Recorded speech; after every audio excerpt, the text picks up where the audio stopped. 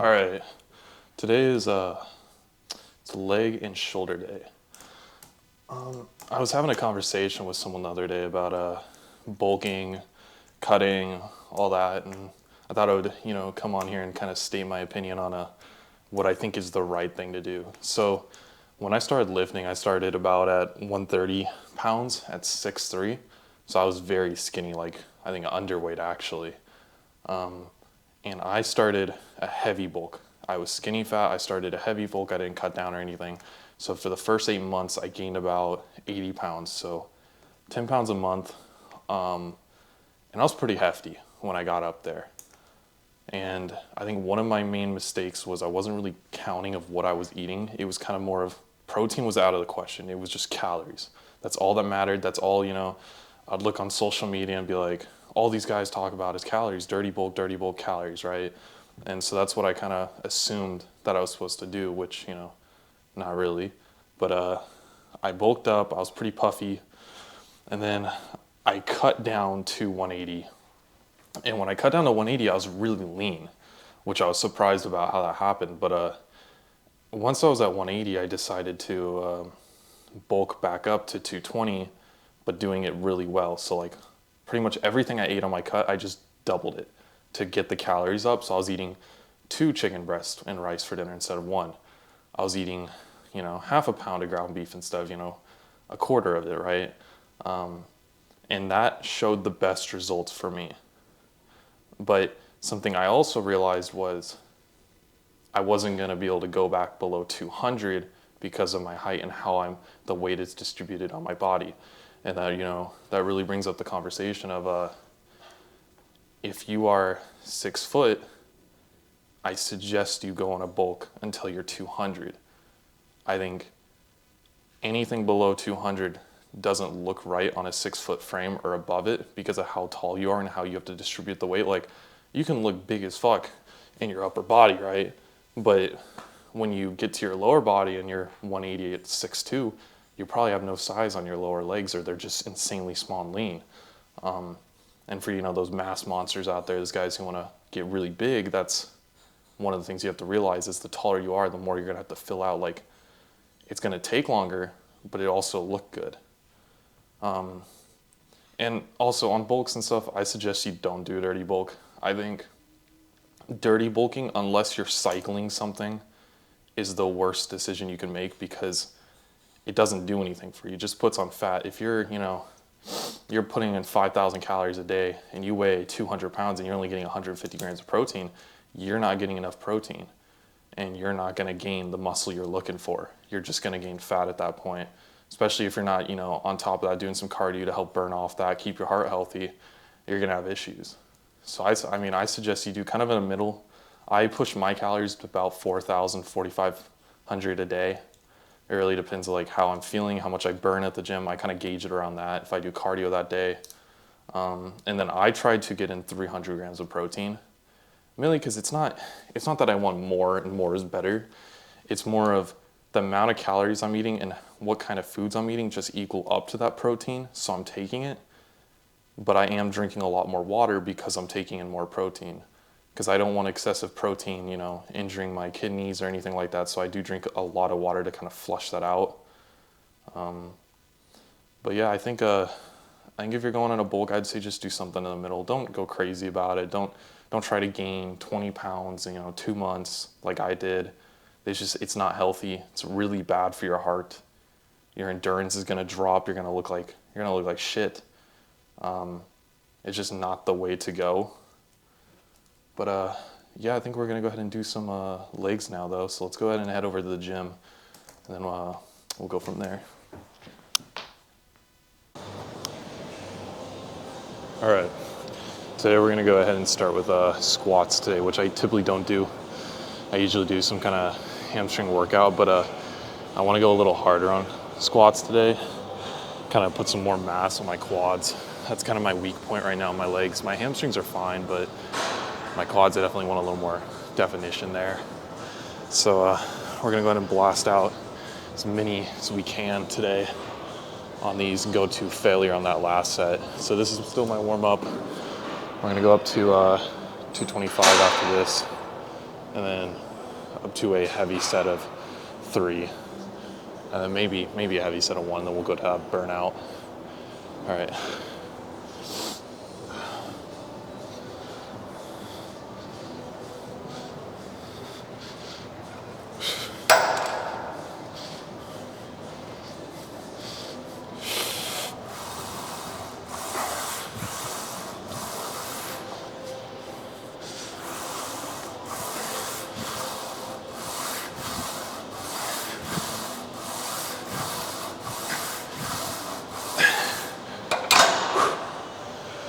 All right, let's go ahead and pop on 2 more 45s.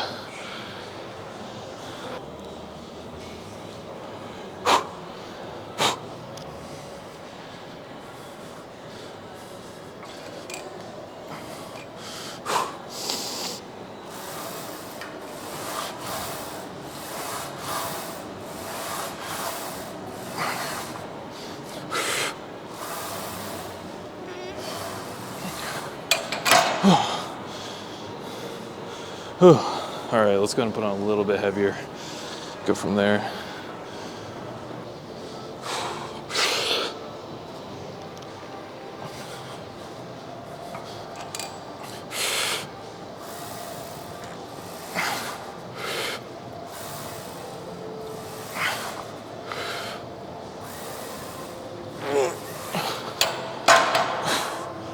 You know, I get asked a lot, like, why squat on an elevated plate? And I think the main reason is because I don't feel comfortable squatting kind of just like a normal stance, kind of wide, because I can't go as low. Like, I know people have like mentioned like squat shoes, you know, a little bit of incline in those shoes, but the plate works fine for me. I just like to put my feet together, you know, and that just gives me enough of kind of an incline to where I can go lower, and it takes a lot of that off my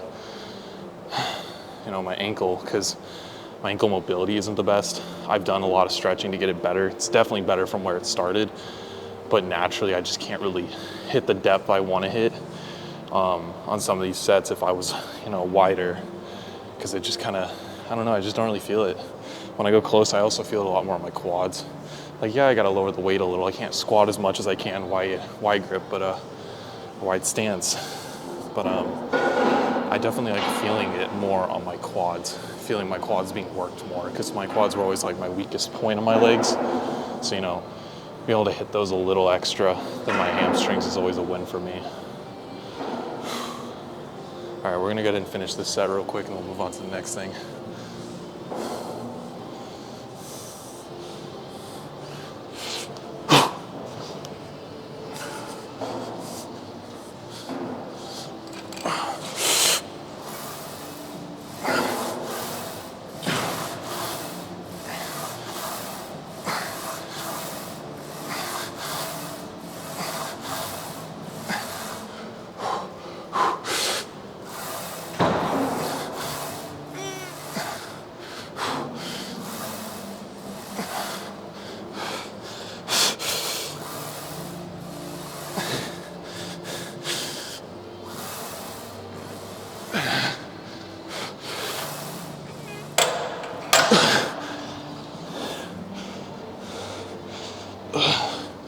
All right, we're gonna go ahead and move on to the next thing. All right, we're gonna move on to some dumbbell shoulder press. I actually never do this, so I'm kind of iffy with my form on it. I just typically stick to straight bar, but try something new today. See how it goes. We're gonna start with 60s.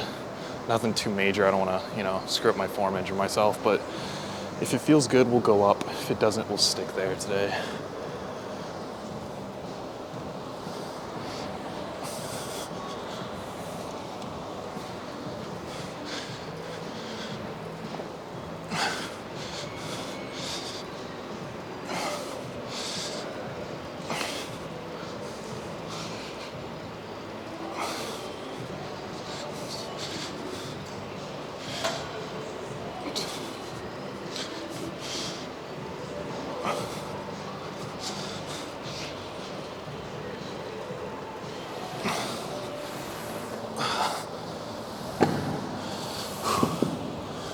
All right, I think that's a pretty good weight to stick at for learning it. Feels definitely different. I'm used to a fixated bar path, so I definitely feel a little more squeeze on there, my delt area. But I think 60s will be the good go-to today. Maybe next time I do dumbbells, we'll bump it up to like 80s or 90s.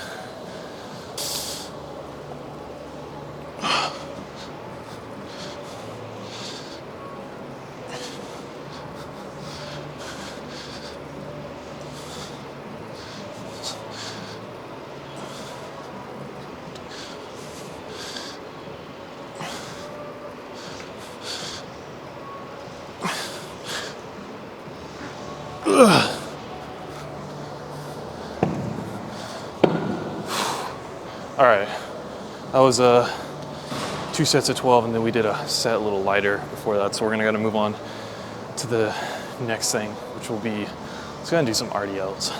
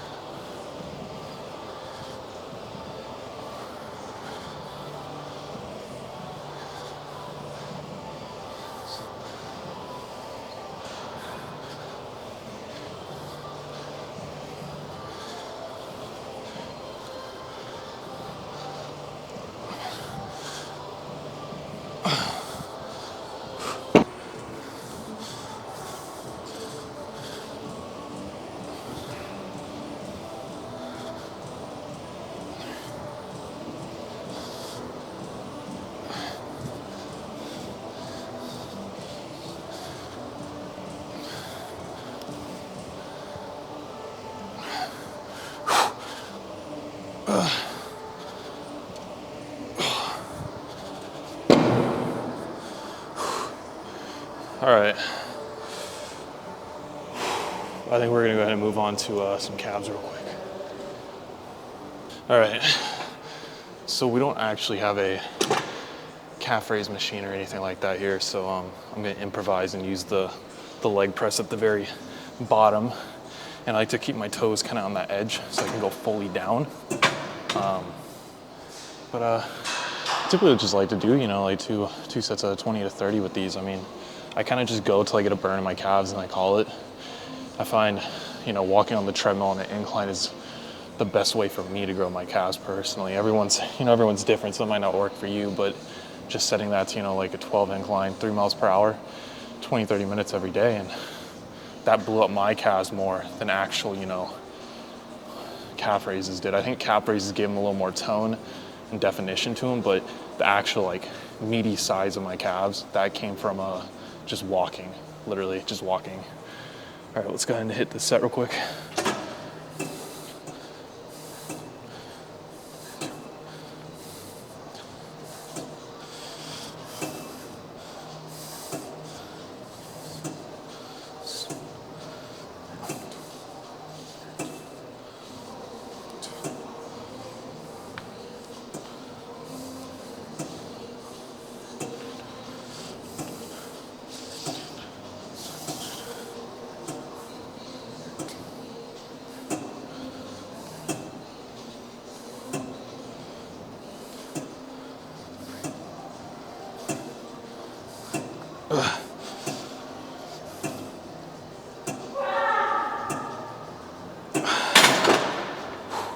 All right, let's go ahead and take 2 minutes, and then we'll do that next set of 30.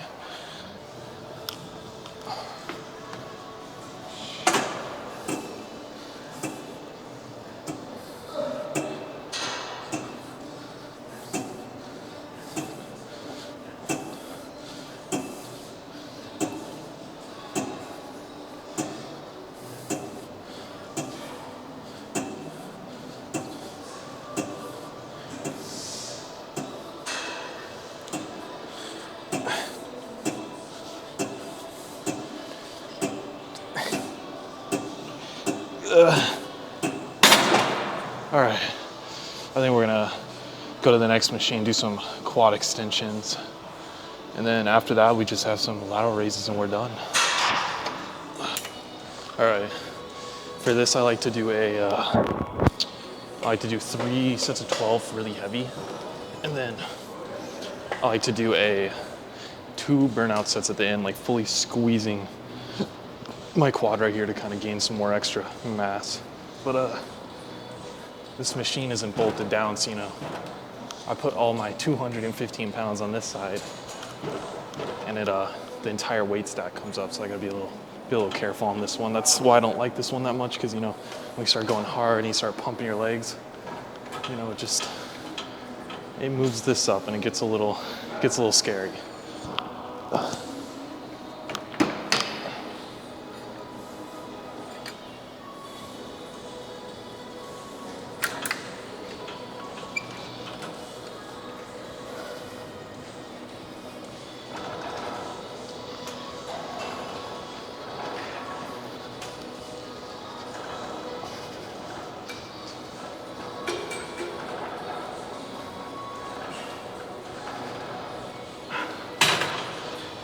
All right, weight's feeling a little light today, so let's go ahead and move it up just a little more, like 180. But yeah, that's what I'm talking about. Like even just a slight adjustment, this shit's moving. I'd prefer not to have the machine fall on me today. I think that's when maybe on my peak bulk, it'll fall. I think it's a little concerning though. If I'm 240 and I sit on this and just goes over the edge, but let's not have that happen. I'm gonna go ahead and wait another 2 minutes, and then we'll go ahead and do this next set. All right, let's go ahead and do this next set.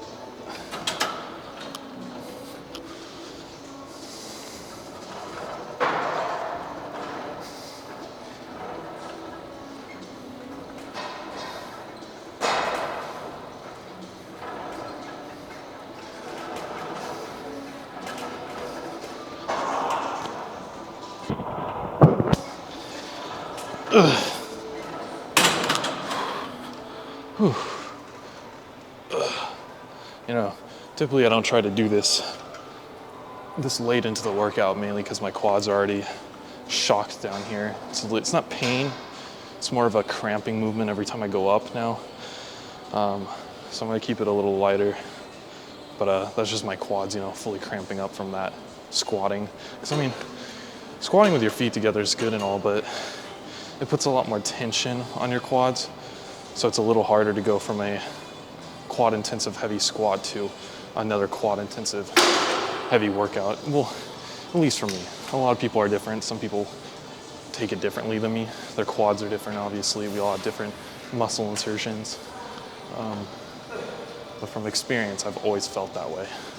So I try to do, heavy quad squat, then I come over here and do these. But let's go ahead and, I'm only gonna give it about a minute on the next set. I really wanna make sure I'm feeling a burn in my quad.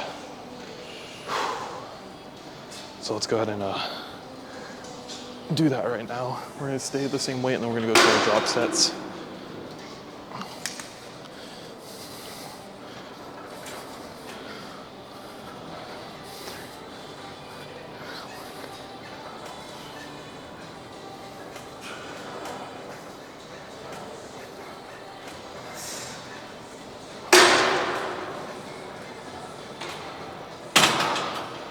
All right, now we are gonna give this one a 2-minute rest because these drop sets really do take it out of me. All right, let's go ahead and do, I typically do 140 for 18, and then drop it 10, 20 pounds, 16, and then 12. And I do that for 2 sets, so there's no resting between that because it's a drop set. And then on the second set, I take a minute or two. Because if you're doing it right, you shouldn't really be feeling I wouldn't say numb, but I'd be so, you get that burning feeling so much in your quads that you're like, no, I can't do another set, right? That's kind of the goal. and then you do the other set and you're like, shit, man, I'm really doing this, right? And you kind of burn them out even more to where you can't even walk. But let's go ahead and do that real quick.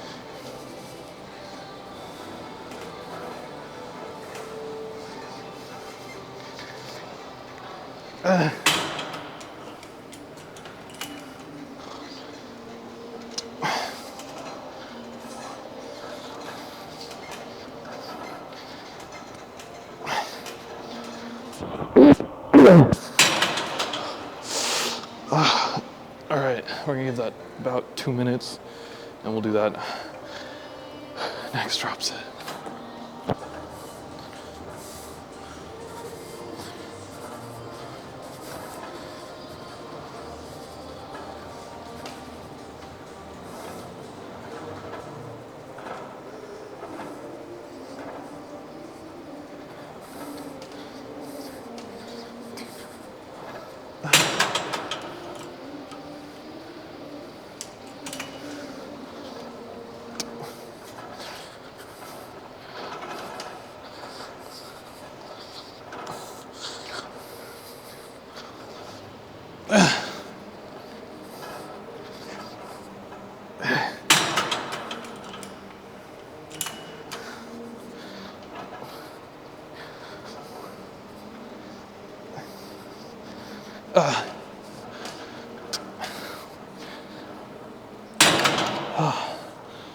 All right, I think it's the last set, and then we're gonna go ahead and finish with some lateral raises. All right, today I'm gonna be doing some lateral raises on the cables. We're gonna go ahead and let's do like 4 sets of 20, really burn out my arms and my shoulders.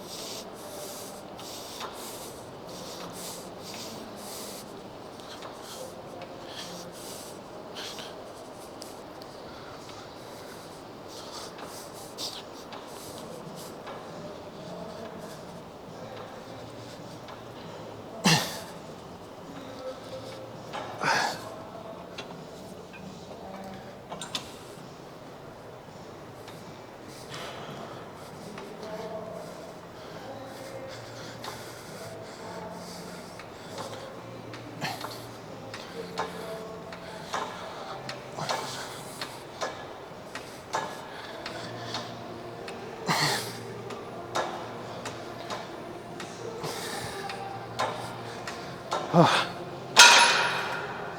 right, one more set and then we'll be done.